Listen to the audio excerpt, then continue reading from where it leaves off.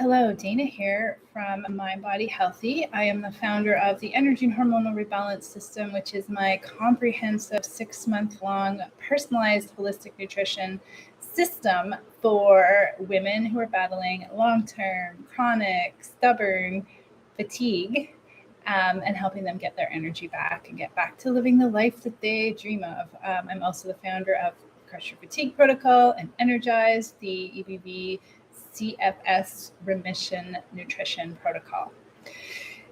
Today, I just wanted to pop in here and talk about something that I see happening with so many women out there who are battling long-term, stubborn, chronic fatigue.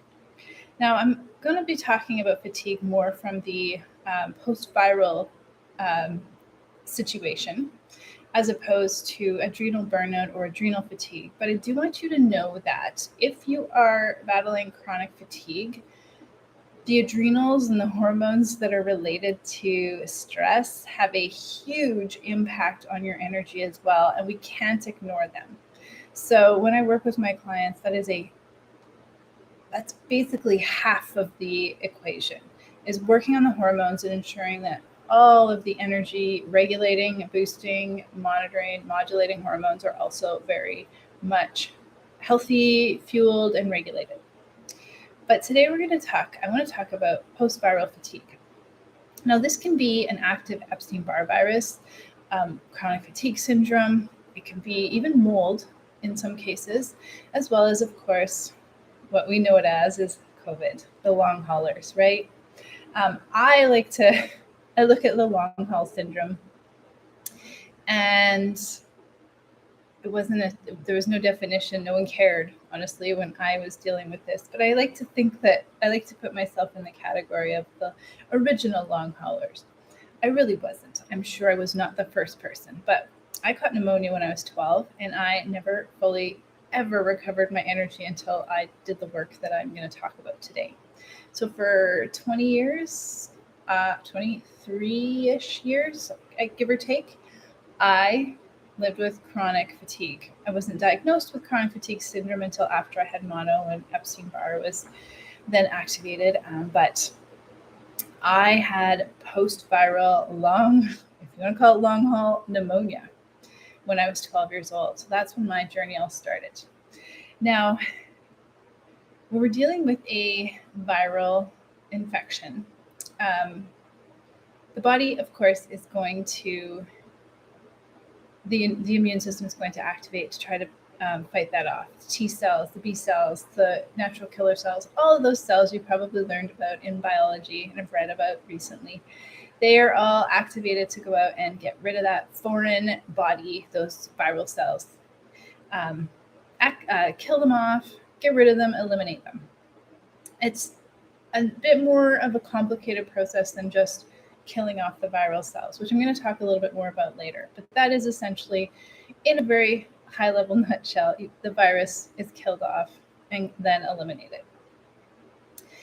Now, depending on the virus that we're exposed to, the body may or may not already have some antibody memory of it and won't have as big of a reaction to it.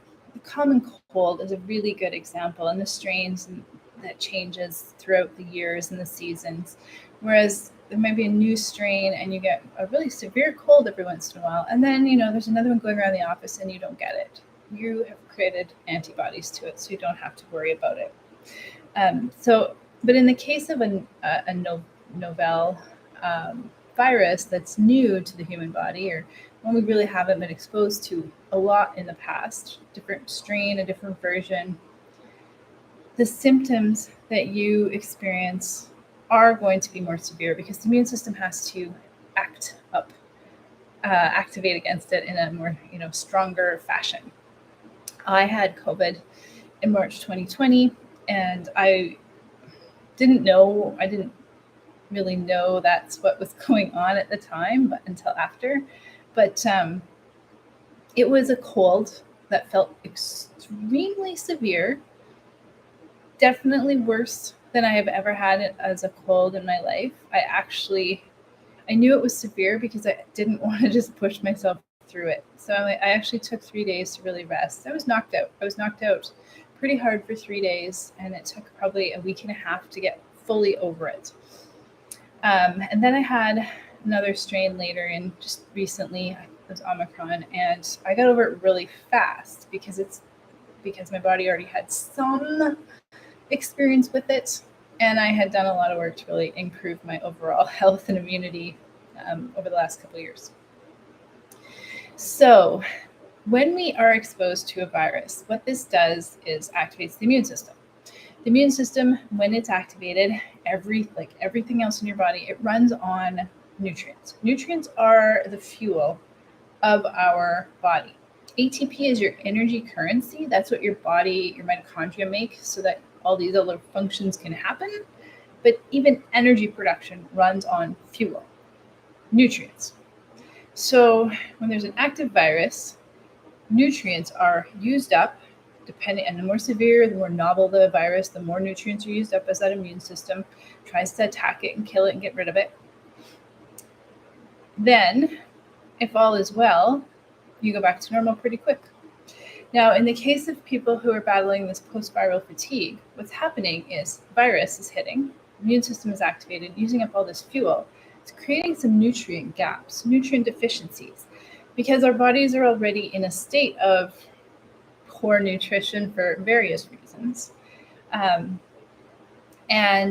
no one's taught us, no one taught me until I went back to holistic nutrition. No one's teaching us how to adequately, properly, safely rebuild and strengthen our immune system. You've heard about immunity boosting vitamins and minerals. I'm going to talk about that in a second too.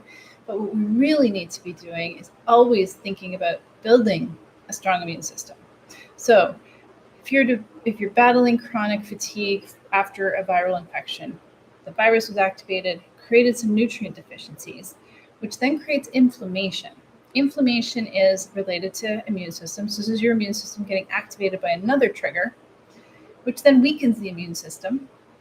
More viral load, another virus comes along. Maybe you're dealing with Epstein-Barr, which is a stealth infection that when the immune system is weak and can't keep it tame, it just keeps getting bigger and bigger. So it creates more nutrient gaps, more inflammation, a weaker immune system, more viral load. So we get stuck in this cycle. And there's two really big parts to this cycle, specifically inflammation. Inflammation, there's a side trigger. It tells your cells that something's wrong in the body. There's some danger, and the cells, they really want to make sure that you're safe. So inflammation triggers the cells to put up like a defense mode around them, preventing hormones and nutrients from getting inside. You need hormones to regulate the nutrients getting in and how much energy is getting produced. And you need the nutrients to actually produce the ATP, the energy in the mitochondria. So this defense mode prevents the hormones from connecting and nutrients from getting inside, and your cells shut down energy production. So that's inflammation. That's how inflammation affects energy. We also have these nutrient gaps. And when your body is low in fuel, this is seen as a stress trigger. So it triggers the adrenals, the stress response. And inflammation also triggers the stress response.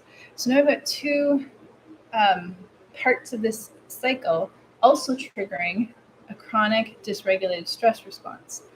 That stress response also sends signals to the cells to stop producing energy. So that is what I call the fatigue cycle. That stress and inflammation together, they just feed into this defense mode of the cells so they don't produce energy. So we've got this cycle going, and we've got these little side cycles happening over here. When you're in a state of chronic stress, you're also using up a ton of nutrients, more nutrient gaps. Specifically, the stress and inflammation also use very important nutrients needed by the mitochondria. So even when if we can tame inflammation and tame stress and we don't deal with nutrient gaps, mitochondria are still unable to make energy for you.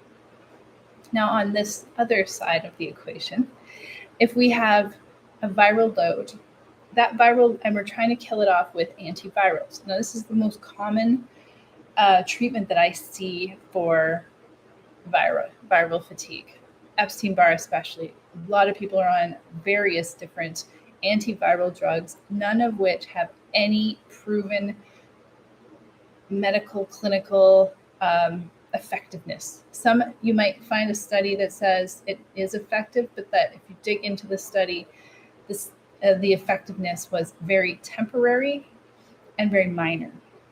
So when we do look at, like, we want to know, is that antiviral drug actually fixing the problem? It's not. It gives temporary relief. If they go off it, often the person is easily reactivated. Same with COVID. It's not killing off the virus. And when we're taking in prescription medications, we're also taking in chemicals and substrates and all of these foreign particles that the liver then needs to clear out and detoxify. And that is another big problem, because when we're only killing off the virus, those dead viral cells have to be eliminated. And that is the job of the liver. So we've got a drug that depletes the liver of its important nutrients. We've got nutrient gaps that are already taken away a bunch of the nutrients needed by the liver. And we're then overloading it with all this dead viral debris and toxins. So now we have toxicity, which is another trigger of inflammation. So lots of interconnections going on here. And there's more I can talk about, but that's probably more than enough for today. So I want to really talk about the importance of antivirals. Are absolutely a crucial part of the equation when it comes to overcoming post-viral fatigue, whatever type it is. Chronic fatigue, activated stealth infection, mold, even stress. Stress can actually trigger. Stress is a major trigger of Epstein-Barr virus. It's the number one trigger of a reactivated virus. So we do want to make sure that we are doing what we can to kill off the virus. That's one piece of a fairly large puzzle. So the thing is, with antivirals, we do prefer to go more herbal, natural route. This prevents you from taking in the chemicals and the toxins of a prescription. They show to be a much more effective approach to killing off a virus than drugs too, because they don't pull away nutrients, they don't over-toxify the liver and the body. So antivirals, definitely. But what antivirals are lacking, and what I'm seeing going wrong in this approach, is they don't refuel any of those nutrient gaps. They don't strengthen the immune system whatsoever, and they don't tame inflammation. So while you're taking your antivirals, which is killing off the virus, you're actually creating more nutrient gaps, which creates more inflammation, which weakens the immune system, which means it's struggling even more, and potentially those viral cells are replicating. So antivirals, yes, to kill off the virus. We also need to make sure that we are specifically, we'll go over to inflammation. We want to make sure we're taming inflammation as much as we can. And what that means is removing the triggers. All the triggers to inflammation is impossible. We can't remove that. Stress is a huge factor. You can do some work in this stress regulating, activating and regulating your nervous system, calming the mind, changing some limiting beliefs, removing yourself from stressful situations where you can. Watching exercise is such a crucial piece of this puzzle. But what we can do when it comes to removing triggers is look at food. Catch-22 here is that we've created all these nutrient gaps. We're not refueling them properly, and we're eating food that makes inflammation worse. So the cycle just keeps going. Case in point, sugar. Sugar is the top number one pro-inflammatory food out there. Refined sugar, white sugar, baked goods, anything with sugar. Sugar, out, has to go 100%, like 100. If you don't have blood sugar issues, it is okay to enjoy minor amounts of natural sugars like stevia, monk fruit sweetener, raw honey, and pure maple syrup. But that's it. Another top pro-inflammatory food is dairy, cow's milk dairy. I know it's touted as a health food, but there's hormones in it that create increased inflammation, There are often chemicals and antibiotics and all this stuff that creates inflammation. And it's inflammatory because cow's milk is designed to build a strong, healthy cow. So it's meant to expand. Like it's an expansive food. So this is why people get bigger, inflamed, puffy, maybe even gain weight. Dairy is not a good food for people who have a lot of inflammation. It's very causes a lot of phlegm, which is another inflammatory response, and so dairy has to go. Goat's milk, cheese, and all that. Sheep, okay, if you can tolerate it as an alternative, or coconut milk, non-dairy milks. Number 3, food is gluten. Gluten is huge. And I go so far with most of my clients is to say, like, cut out grains for a while, because even I still to this day have a noticeable inflammatory response to most grains. Our bodies are just, the way they're processed in North America, our bodies are just not designed to break that down. They're so overly processed that they're no longer natural. And so the body doesn't know what to do with it. It creates inflammation in the gut, which creates inflammation throughout the bloodstream and the rest of the body. And then we have more inflammation that we have to deal with. So all gluten for sure. So wheat. There's also chemicals on a lot of our North American grains that are very pro-inflammatory. So gluten for sure, but I would suggest all grains for at least 6 weeks, just to give your body a break from them and see what happens. And then finally, are seed and vegetable oils. So grapeseed, sunflower seed, safflower, canola, peanut oil, all of those are so pro-inflammatory. And it's the way they're processed. They're overly processed. They're stored often in plastic containers that are exposed to the light. Like, it's just rancidity and toxins and bad stuff galore. So instead, it's really good quality extra virgin olive oil, virgin coconut oil, avocado oil, flaxseed oil, hemp seed oil. These are okay, but those popular like grapeseed, sunflower, safflower, no bueno. So those are the top inflammatory foods. Now, once we remove these, this is good enough to start. Really, like, a lot can happen by removing that inflammatory triggers. There's a few other triggers that I like to work with my clients, exercise being one of them, making sure that exercise isn't triggering inflammation, and sleep, and making sure your self-care is actually aligned with the goal of getting more energy and not just relaxing and resting, because rest isn't going to fix the problem.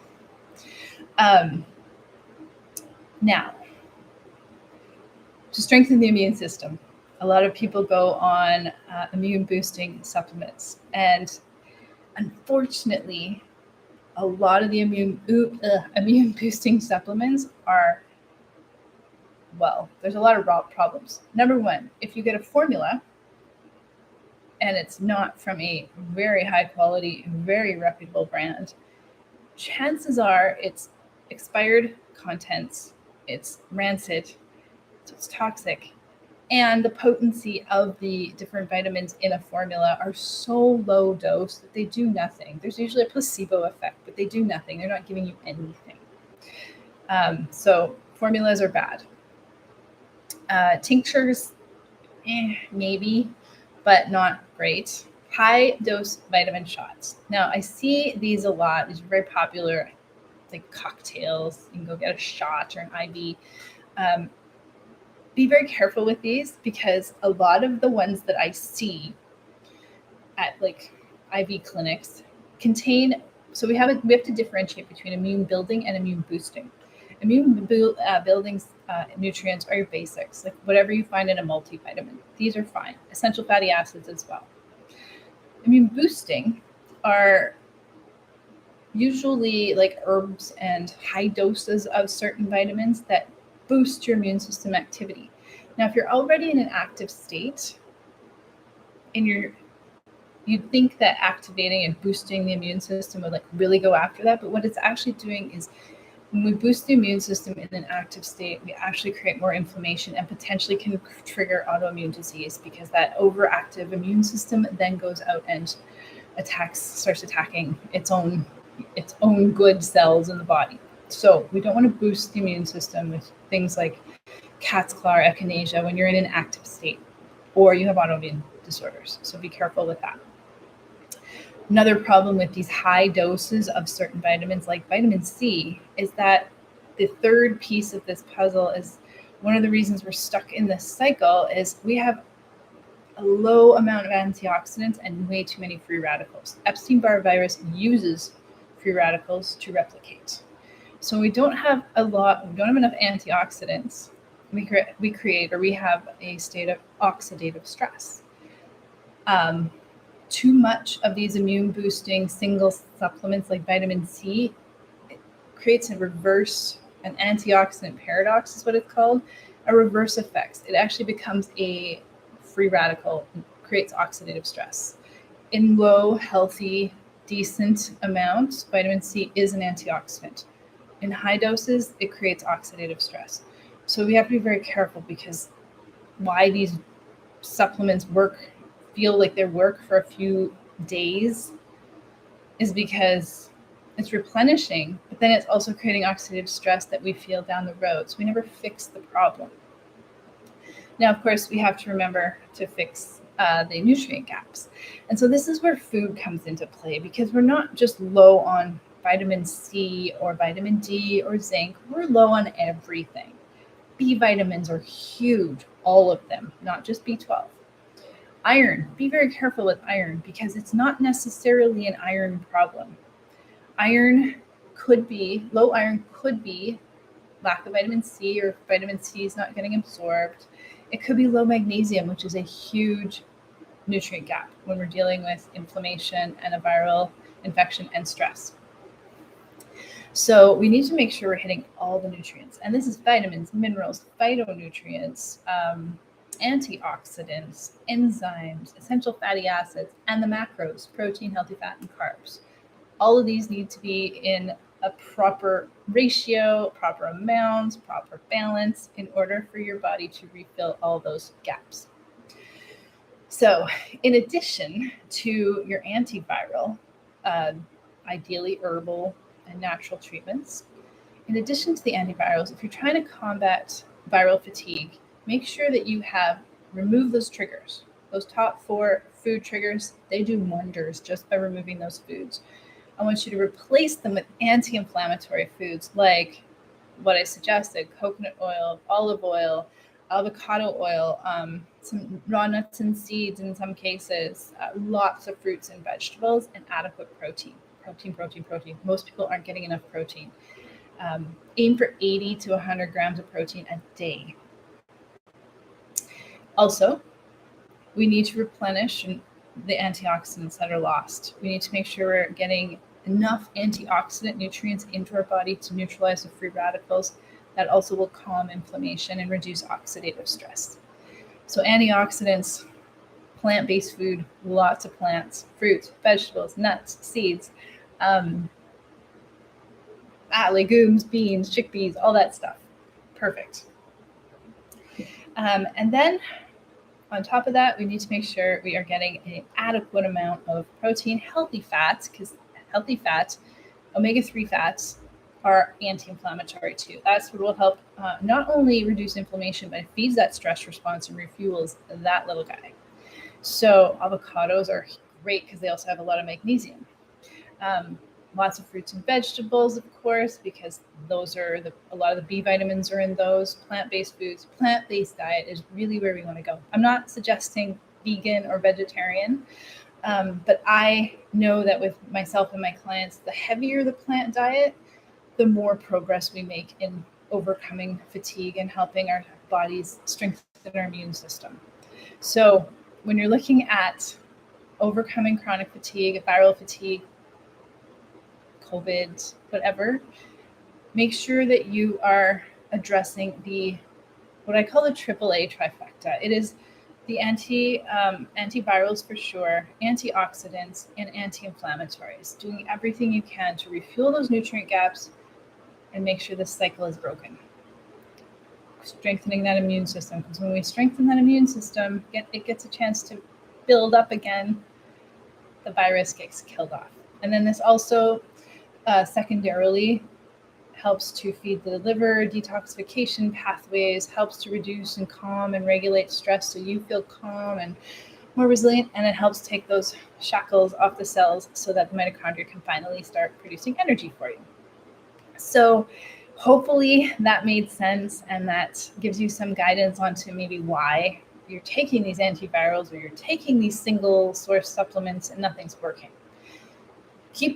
It's not that you're on the wrong path, you haven't quite got the whole picture. So make sure you're hitting all of that AAA trifecta: antivirals, antioxidants, and anti-inflammatories.